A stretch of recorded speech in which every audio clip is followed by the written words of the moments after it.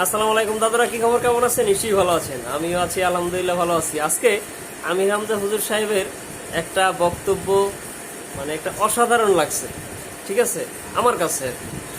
আর আপনারা কি কি মন্তব্য করেন কিংবা কে কি মতামত দেন জানি না, তার একটু অডিও ক্লিপটা আপনারা শোনেন।